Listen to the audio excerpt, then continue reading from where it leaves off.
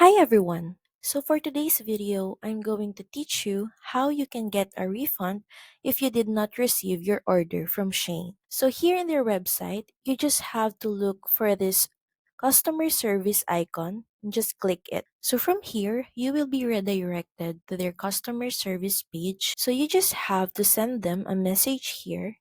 Just type order not received. Press enter. Your order history will appear here and the status of your order. So if you're sure that you really did not receive your package, just choose this option. And from here, you can go through their live chat so they can assist you on how you can get your refund on your order that you did not receive. So that's pretty much it. Thank you very much for watching this video. I hope that this can help you get a refund on your order that you did not receive. Please don't forget to like, share, and subscribe to the channel. I will see you again on the next video. Bye!